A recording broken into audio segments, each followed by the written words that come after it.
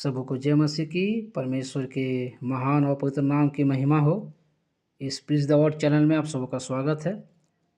आज हम इस सुबह काल में आपके बीच में लाए हैं the lesson from Solomon prayer. आज सीखेंगे कि सुलेमान की प्रार्थनाओं के द्वारा हमें क्या सीख मिलती है। इसके लिए हम लोग निकालेंगे पहला राजा 3 अध्याय 6 से 9 पदों तक। उसमें इस प्रकार से लिखा हुआ है, सुलेमान ने कहा, तू अपने दास मेरे पिता दाऊद पर बड़ी करुणा करता रहा, क्योंकि वह अपने को तेरे सम्मुख जानकर तेरे साथ सच्चाई और धर्म और मन की सिधाई से चलता रहा, और तूने यहाँ तक उस पर करुणा की थी कि उसे उसकी गद्दी पर विराजने वाला एक पुत्र दिया है, जैसा कि आज वर्तमान है। और अब हे मेरे परमेश्वर यहोवा, तूने अपने दास को मेरे पिता दाऊद के स्थान पर राजा किया है, परंतु मैं छोटा लड़का सा हूँ जो भीतर बाहर आना जाना नहीं जानता। फिर तेरा दास तेरी चुनी हुई प्रजा के बहुत से लोगों के मध्य में है, जिनकी गिनती बहुतायत के मारे नहीं हो सकती।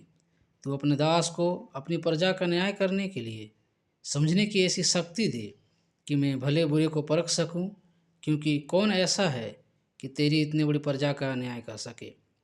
इस वचन को पढ़े जाने में परमेश्वर हमारी सहायता करे। यहाँ पर हम जब सुलेमान की प्रार्थना के विषय में पढ़ते हैं, यहाँ हम मुख्य रूप से 3 बातों को सीखते हैं। सबसे पहले हम देखें कि सुलेमान जब प्रार्थना किया, उसने 4 बार दास जो शब्द है अपने प्रार्थनाओं में इस्तेमाल किया है। पद 6 में कहता है, तूने अपने दास मेरे पिता दाऊद। पद 7 में कहता है, अपने दास को मेरे पिता दाऊद के स्थान पर राजा बनाया। पद 8 में कहता है, तेरा दास तेरी चुनी हुई प्रजा है। और पद 9 में कहता है, अपने दास को अपनी प्रजा का न्याय करने के लिए शक्ति दे। प्यारो, सुलेमान जब परमेश्वर के निमित्त प्रार्थना करता है, वो सबसे पहले अपने आप को ईमानदार पूर्वक, निष्ठापूर्वक समर्पित करता है। वो ये नहीं कहता कि मैं और मेरा पिता दोनों बड़े बड़े राजा थे, हम लोग इजराइल के राजा थे, हम लोग एक अच्छे पोजीशन में थे, हम लोग के पास बहुत धन था। इस बातों की प्रार्थना में नहीं कहता। एक घमंडी होकर के, गर्व होकर प्रार्थना नहीं करता। जब वो प्रार्थना कर रहा है, कह रहा है, मैं और मेरा पिता दोनों भले राजा जरूर थे, लेकिन आपके सम्मुख में हम दोनों एक दास के रूप में है। हे प्रभु, मैं भी और मेरे पिता दाऊद भी तेरे सम्मुख में एक दास के रूप में है। और इसलिए सुलेमान जब प्रार्थना करता है तो 4 बार दास का शब्द उपयोग किया है। तो पहला जो हम लोग समझ से सीख सकते हैं, वो ये है कि prayer with a sincere heart, निष्कपट हृदय के साथ सुलेमान ने प्रार्थना किया। पर आज जब हम प्रार्थना करते हैं तो हमारे प्रार्थनाएं भी निष्कपट हृदय से होनी चाहिए। हमें परमेश्वर सम्मुख में आने के समय में हम घमंड ना करें, हम अपने आप को बड़ाई ना करें। हम यही प्रार्थना करके, प्रभु तू बढ़े और मैं घटूं। सुलेमान के समान हमें अपने हृदय को नम्र करने की आवश्यकता है। हमारे हृदय को प्रभु के सम्मुख में समर्पित करने की आवश्यकता है, और ईमानदार पूर्वक, ईमानदारी से, निष्कपट हृदय से हम परमेश्वर के सम्मुख में प्रार्थना करें। दूसरा महत्वपूर्ण बात हम सुलेमान की प्रार्थनाओं से सीखते हैं, वो पद 7 में कहता है, अब हे मेरे परमेश्वर यहोवा, तूने अपने दास को मेरे पिता दाऊद का स्थान पर राजा किया है, परंतु मैं छोटा लड़का सा हूँ और भीतर बाहर आना जाना नहीं जानता। देखिए, सुलेमान जब उन प्रार्थनाओं में वो कह रहा है कि मैं एक छोटा सा लड़का सा हूँ। हालांकि सुलेमान एक जवान लड़का है और वो राजा का हर एक शिक्षाओं को सीखा हुआ है, निपुण है, योग्य है, और वो शिक्षा से हर एक चीज़ों को, सीखा हुआ चीज़ों को जानता है। फिर भी सुलेमान जब परमेश्वर के सम्मुख में अपने आप को लाता है, वो अपने आप को विनम्र करता है, अपने आप को नम्र करता है। वो कहता है कि मैं एक छोटा सा बालक हूँ। देखिए पद 9 में और आगे बढ़कर सुलेमान और बात को कहता है, तू अपने दास को अपनी प्रजा का न्याय करने के लिए समझने की ऐसी शक्ति दे कि मैं भले बुरे को परख सकूं, क्योंकि कौन ऐसा है कि तेरी इतनी बड़ी प्रजा को न्याय कर सके। यहाँ पर सुलेमान अपने आप को परमेश्वर के अधीन करते हुए कहता है कि प्रभु तूने मुझे बहुत बड़ा एक दायित्व को दिया है, तेरी प्रजा को संभालना, और तेरी प्रजा को संभालने के लिए प्रभु मैं अपने समझ की सहारा से नहीं कर सकता, मैं अपनी बुद्धि से नहीं कर सकता, मैं अपनी शक्ति से नहीं कर सकता। प्रभु तेरी शक्ति की आवश्यकता है, तेरी समझ की आवश्यकता है। इसलिए सुलेमान कहता है कि तू अपने दास को अपनी प्रजा का न्याय करने के लिए मुझे समझने की ऐसा शक्ति और ज्ञान दे। सुलेमान परमेश्वर से कहता है कि ना मैं अपनी शक्ति के द्वारा, ना अपनी बुद्धि के द्वारा, ना अपनी योग्यता के द्वारा, बल्कि तेरी सामर्थ, तेरी समझ, तेरी बुद्धि के द्वारा मैं तेरा कार्य को कर सकूं।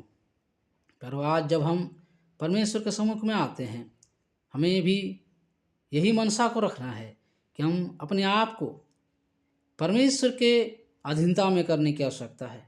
परमेश्वर के जो समझ है, परमेश्वर की जो ज्ञान है, परमेश्वर की जो शक्ति है, उसकी जो सामर्थ्य है, उसके अंदर में अधीन करने की आवश्यकता है।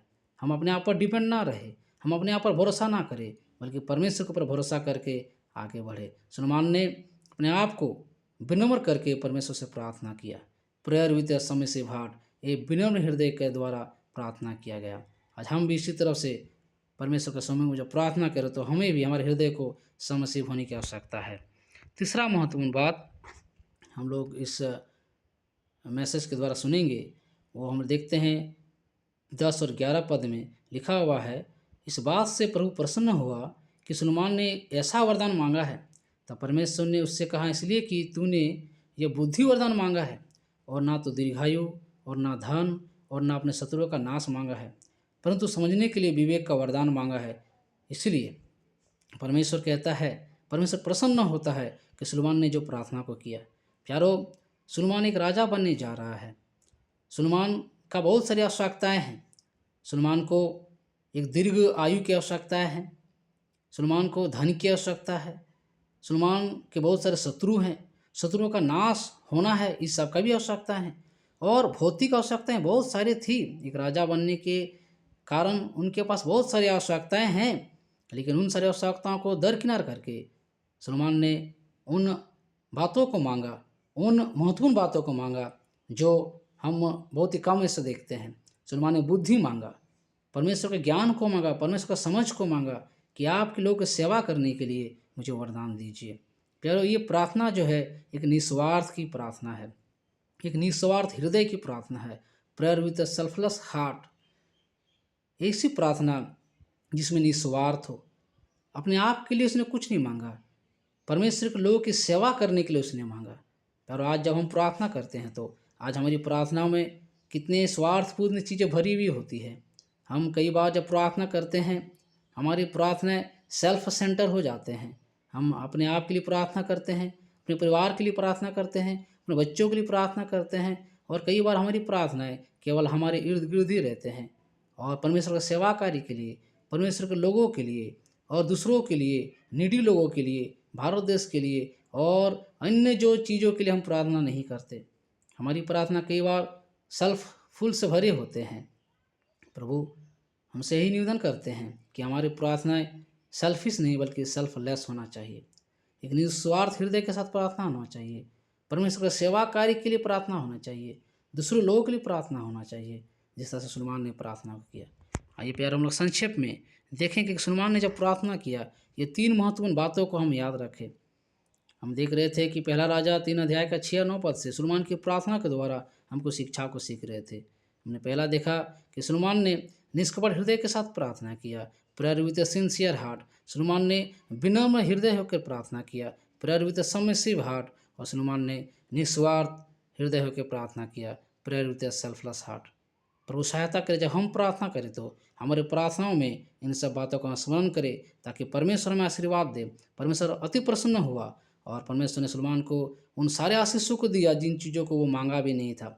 धन दिया और सब शत्रुओं का नाश दिया और ऐसे चीज़ों का आशीर्वाद किया जिनको वो मांगा भी नहीं था। प्यारो, हमें भी आज इस तरह की प्रार्थना करने की आवश्यकता है।